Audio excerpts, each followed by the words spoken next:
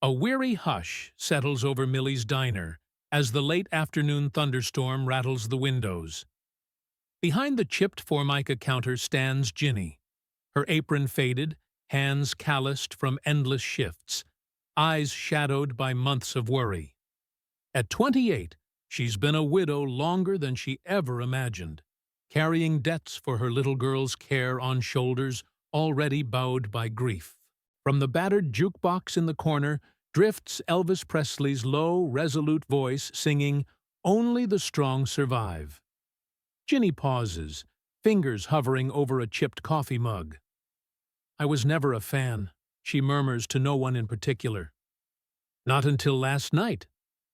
Her words hang in the air like the first drops of rain outside, gentle, insistent, heralding something she can't yet name. In that single moment, the diner feels charged. Every cup clatters a little louder, every chair scrape a little sharper, as if the world itself leans in to hear what comes next. We pull back to the glowing highway beyond the neon sign, where tail lights flicker through the downpour, and for the first time, we sense the pivot on which Ginny's life will turn. This isn't a story of big gestures or celebrity scandals. It's about the quiet gravity of one woman's heartbreak and the secret act that changed everything. The diner was little more than a roadside speck on Highway 70, the kind of place truckers and farmers slipped into at dawn before the sun could scorch their shins. Neon letters above the door sputtered to life at 5 each morning, casting shaky light through the rain-spattered windows. Inside, the air smelled of strong coffee, vinyl booths, and the soft drift of frying bacon. Ginny Hart felt those scents anchor her to the floor as she slid behind the counter. At 28, she moved with the economy of someone who'd learned to make every gesture count. Her apron, frayed at the seams, wrapped snug around a soft blouse, her hair gathered into a tight knot, few strands escaping to brush her collar. This was a second home and a cage, 12-hour shifts, 60 hours a week, every penny funneled toward her daughter's mounting medical bills. Her 6-year-old, Lila, woke most nights with fevers that rattled their tiny trailer. Each bout of chills and pain pulled Ginny's heart like a hook under water. She swallowed her fear each morning as she poured coffee for strangers, folding her longing into milk-white foam swirls. On this gray afternoon in late 1970, the diner felt emptier than usual. The usual clatter of plates was muffled by the storm outside. Even the jukebox by the door, set to play Elvis Presley's "Only the Strong Survive," seemed to tremble under its own volume. Behind the counter, Ginny cleaned up the last of the lunchtime rush, stacking mugs, wiping the formica. Her hands, calloused but steady, paused at the register when the bell above the door sounded. She looked up without interest. A man had entered, shaking water from his coat, hat tilted low. He settled into the corner booth as if he owned the place. No entourage shadowed him, no halo of fame, just a solitary figure, water dripping from his coat cuff onto the vinyl seat. Ginny stepped forward to take his order. "Just coffee," he said, voice soft and unhurried. His drawl dipped a note of weariness under calm confidence. "And a slice of your pie, if it's not too much trouble." She blinked. Something in that voice felt familiar, though she'd never seen him before. She offered a polite nod, returning moments later with a chipped mug and a plate of strawberry pie that no one else ordered. He sipped carefully and closed his eyes. Rain drummed against the windows. The diner fell quiet, as though waiting for something to be said, but he gave no sign. At the end of the counter stood a burly regular, Donnie Taylor.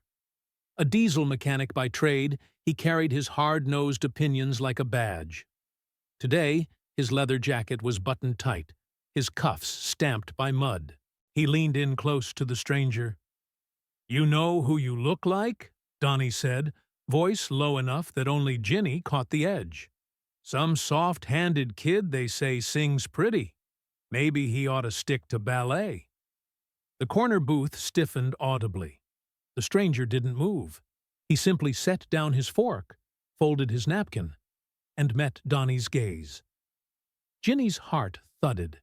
She glanced at the small photograph taped inside the menu stand, a grainy black and white of Elvis Presley, suspenders and all.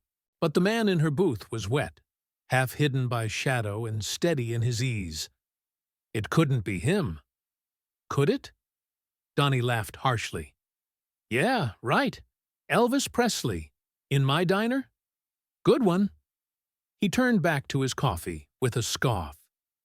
The stranger lifted the mug, letting the steam rise around his face. He did not smile. He did not flinch. He simply drank. Ginny stepped forward, voice almost a whisper. Here's your pie.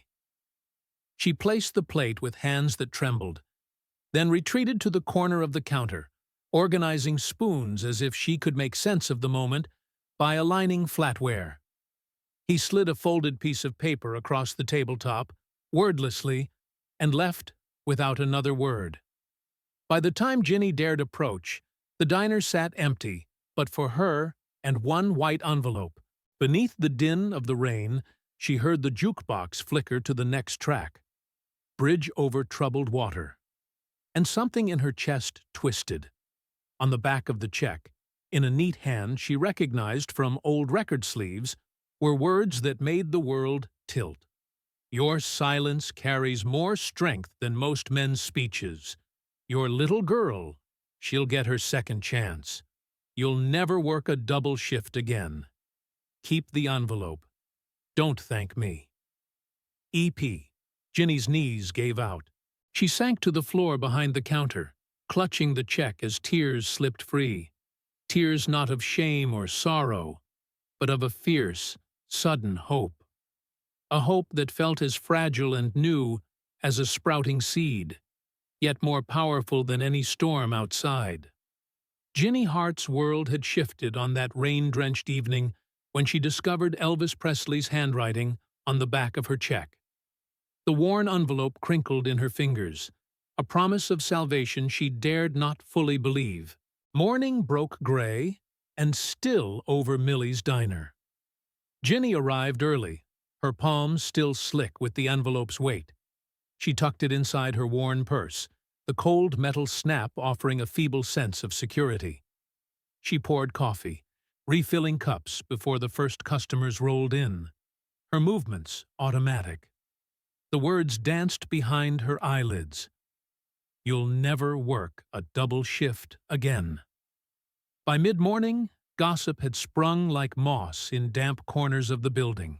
Ruby, the head waitress, cornered Ginny by the condiment station. You read it, didn't you? Ruby's voice trembled, half excitement, half fear. She handed Ginny the local paper, open to a photograph. A soaked Presley stepping from a Cadillac Eldorado, rain cascading off his broad shoulders. Beneath, a caption speculated wildly on his nocturnal travels. Ruby whispered, "It's him. I saw that coat." Ginny's throat tightened. She forced a nod. She had no desire for headlines. "Ain't you gonna thank him?" Ruby said, eyes bright. This is a miracle." He said not to, Ginny said softly. She avoided Ruby's gaze, afraid tears would spill again. At noon, the diner's bell tinkled.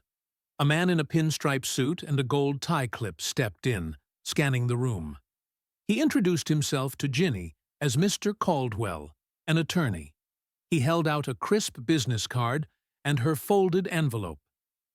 "I've been instructed to deliver this," he said, voice low. "Mr. Presley wanted to ensure you received it discreetly." Inside the envelope was another check, this one for $38,000, exactly matching the estimated cost of Lila's treatment. Beneath the check, a brief note. "Use this to save your daughter's life. Do not question. Just trust." E.P. Ginny's breath hitched. The weight of the sum eclipsed any she'd ever handled. She felt the room spinning as Mr. Caldwell bowed slightly and left, the diner's door clicking shut behind him. For a moment, the hum of the grill and the clatter of dishes receded. All Ginny heard was the echo of her own heartbeat. She placed the check on the counter and sank to a stool, hands pressed to her face. The envelope lay open, its flap like a window onto a new reality. Ruby knelt beside her. "Are you okay?" I don't know how to thank him," Ginny whispered. "He gave us everything." Ruby shook her head. "You don't owe him a thing except to live." That afternoon, Ginny tried to return to her routine, but every face in the diner blurred. The air tasted metallic. She glanced at the gleaming silver coffee urn and remembered the note's promise. "Your little girl? She'll get her second chance." She slipped away on her break and drove to St. Augustine's Church, the one with peeling paint and a bell tower that hadn't tolled in years. The pews smelled of dust and old wood polish, a sanctuary of quiet faith where the weight of her secret might feel safe. She entered slowly, the hush swallowing her footsteps. Mrs. Peters, the kindly volunteer who oversaw the evening soup kitchen, sorted cans of beans at a folding table. "Ginny, dear," Mrs. Peters said, wiping her hands. "Everything all right?" Ginny swallowed. I have to ask for something." She reached into her purse and withdrew the check. "Oh, sweetie," Mrs. Peters began. "This isn't mine to keep," Ginny said, voice trembling. "It was given for Lila's surgery." She held out the check. "But I can't accept it. It's charity." Mrs. Peters's eyes softened. "Sometimes charity is a gift meant to be received." Ginny shook her head. "I want to give it away." Mrs. Peters blinked. "Give it away." Ginny looked down. "I don't want pity. I want to help in return." She pressed the check gently into Mrs. Peters's hands.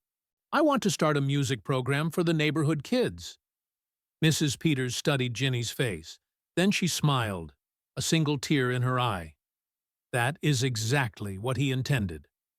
Back at the diner, Ginny told Ruby she'd found her purpose. Together, they posted flyers for free after-school music lessons. All kids welcome, no questions asked. Ruby's skepticism melted at Ginny's conviction. Over the next days, she met with Pastor Green at St. Augustine's. He offered the old choir room for their classes. Miss Ada, retired schoolteacher and piano instructor, volunteered to help. By the end of the week, 8 children had signed up, clutching beat-up recorders and borrowed guitars. Ginny watched them from the back of the classroom, heart swelling as each tentative note rang out. Lila stood at her side, eyes bright for the first time in months, and somewhere, in the hush after their first awkward performance, Ginny felt the echo of 2 promises kept.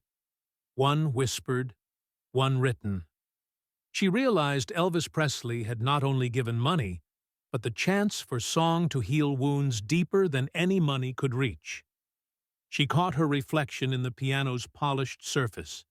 Calloused hands bruised by trays and mops, but hands now poised to play. Where fear had grown, a steady hope had taken root, and as the soft choir of children's voices rose, Ginny knew that she and they would never walk alone. The new music program at St. Augustine's took root slower than Ginny Hart had hoped. Word spread among single mothers and factory workers' kids, but curiosity often yielded more fear than enthusiasm. Mothers whispered over cardboard cups of tomato soup.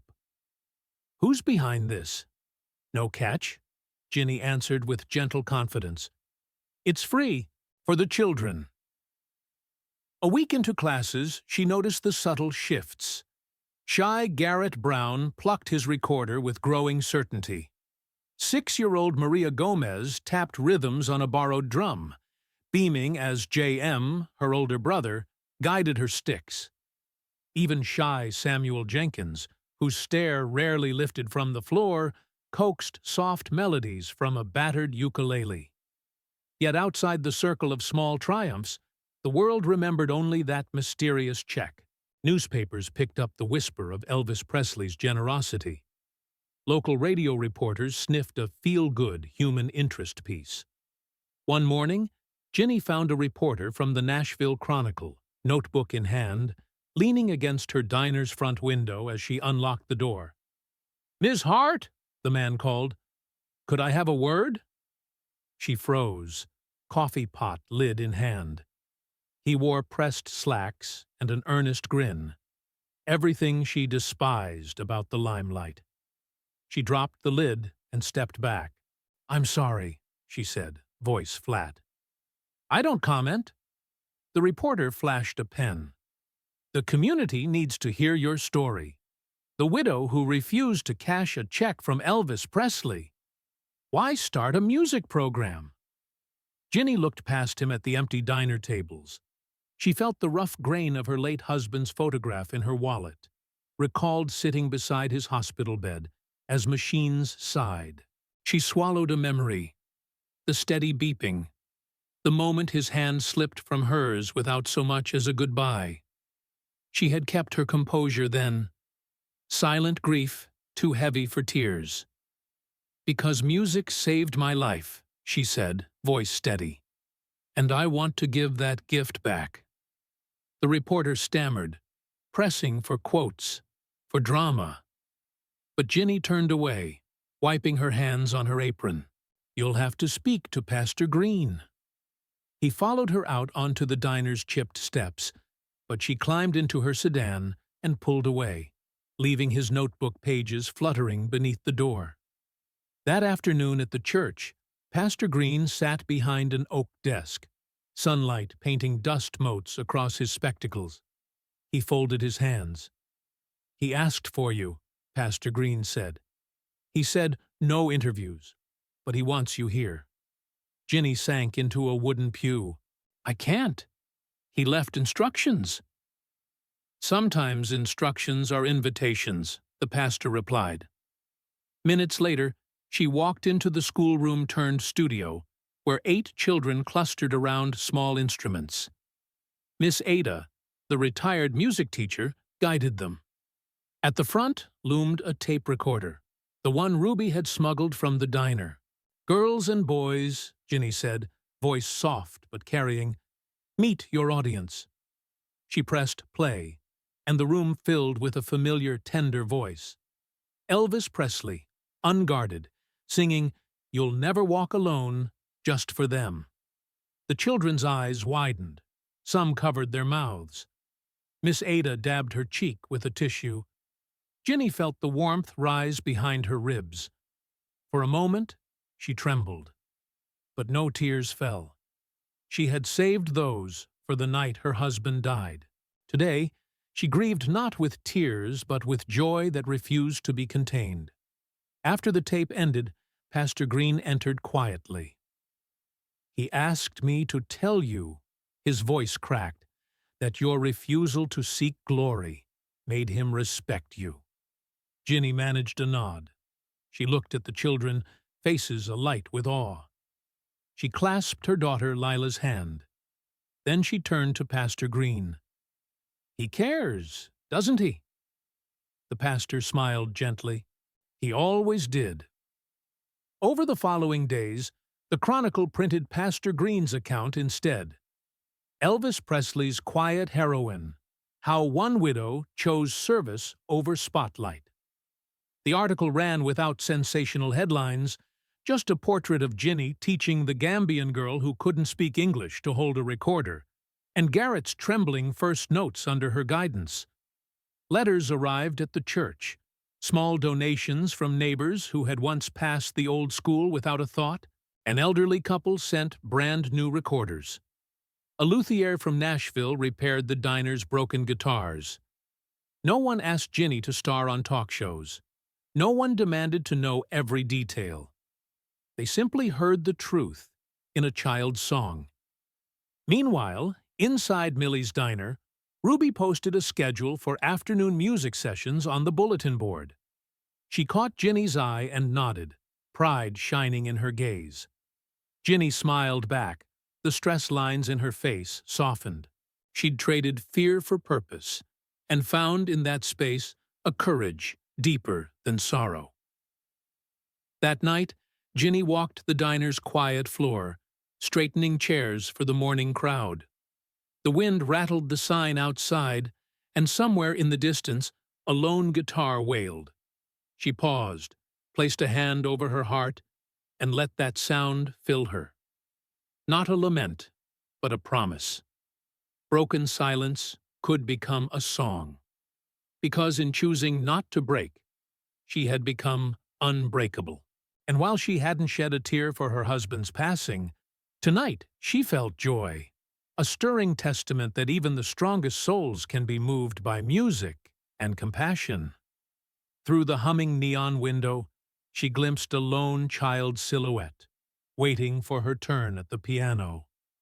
Ginny gathered her purse and coat, heading outside into the night, determined to meet each note with the grace of someone who knows the power of silence, and the hope found on its other side. Morning light crept through the diner's windows in slender slats, illuminating the modest bulletin board where Ginny Hart had pinned dozens of thank-you notes, donation receipts, and the odd business card from well-meaning strangers. Near the center fluttered the framed check stub and scribbled note, Elvis Presley's initials barely visible in the corner. Below it, in neat handwriting, was the motto she lived by now, "Music heals what words cannot reach." As the clock edged past 6, regulars drifted in. A tractor-trailer driver craving black coffee, 2 high school math teachers carrying satchels heavy with papers, and a cluster of janitors who traded jokes and banter as they pulled up to the counter. They nodded at Ginny with genuine warmth, a quiet contrast to the once blank stares she had grown accustomed to as an immigrant widow in a conservative town. "Coffee, Black," grunted Walter Reeves, the trucker, sliding onto a vinyl stool. "And, you got that new guitar corner going?" Ginny offered a reassuring smile. "Tonight's session's at 7, Walter. You and your buddies are welcome to join." The morning rush hummed along, punctuated by the clink of mugs and the sizzle of eggs on the griddle. Ginny's 6-year-old daughter, Lila, now a regular fixture, flitted between tables delivering toast on a tray. Under her small feet, the worn linoleum glowed like a stage spotlight. By mid-afternoon, the diner had emptied save for Ginny, Ruby the senior waitress, and Pastor Green, who had come to deliver more instruments. A battered piano accordioned between 2 burly choir members. "Thought you might need a new upright," the pastor said with a gentle grin. "It's perfect," Ginny replied, inspecting the piano's gleaming keys. "Thank you." Ruby handed Ginny a slim envelope. "This came for you." Elvis. The elegant script on the manila envelope brought a sudden hush to Ginny's pulse. She excused herself, retreating to the small office tucked behind the kitchen. There, under the fluorescent glare, she slit the envelope. Inside lay a photo. Elvis seated at a grand piano in a dimly lit studio, clad in his signature black shirt, eyes closed in concentration. On the back, in the same delicate script, "For Ginny and Lila, keep the music alive. EP." Beneath it lay a cassette tape, carefully labeled in silver pen, "To her, from EP." Ginny's breath caught as she placed the cassette into the portable player Ruby had gifted her the week before. She pressed play. Elvis's voice emerged, not the roaring stage persona, but soft and earnest, accompanied by sparse piano chords. "Ginny, Lila, if I ever saved you from the darkness, it was only because you shone the light first. Keep singing. You both are never alone." The auditorium of her mind swelled. Tears streamed silently as the tinny piano notes faded into a whispered "good night." When the tape clicked off, Ginny wiped her cheeks and pressed her palm to the photo, feeling its slight warmth, as though the print carried the echo of his heartbeat. That evening, the diner's music corner transformed into a small performance nook.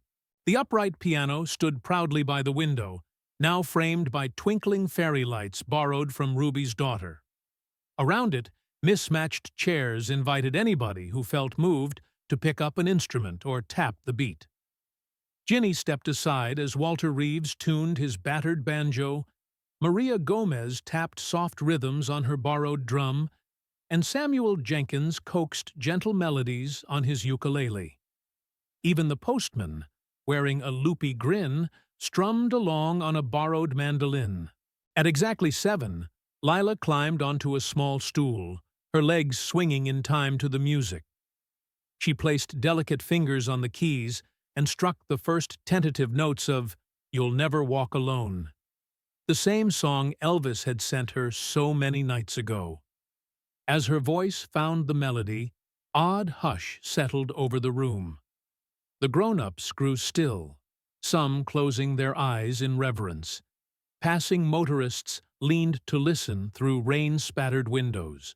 When Lila's final note faded, a spontaneous hush reigned for 2 heartbeats before the assembled musicians and patrons burst into applause so thunderous it threatened to crack the ceiling. Ruby clapped until her palms stung. Walter's banjo thumped a triumphant rhythm. Even Pastor Green's hymnal-cultured hands sang out in pure delight. Ginny stood behind her daughter, arms wrapped protectively but loosely, as though ready to catch her should she falter. Lila's cheeks were flushed with joy. In her wide eyes, Ginny saw the truth of it. This was never about a paycheck or a foisted charity. It was about community, courage, and the fragile power of a child's song. As the last of the applause died, Ginny stepped forward to the piano. She lifted her voice, untrained but honest, to whisper, "Every child deserves the chance to sing." Someone flicked on the diner's overhead neon sign, bathing the room in muted pink glow. "Open mic. All welcome." In that moment, no one spoke of broken instruments or staggering debts. There was only the resonance of shared humanity. The echo of silent tears turned into melody, and the unspoken promise that kindness, like music, never truly fades. Outside, rain-soaked asphalt glistened under streetlights. Inside, hearts glowed. And somewhere, far away, a man known as Elvis Presley might have listened, nodding in the silence that followed, content that his quiet gesture had become a chorus of hope.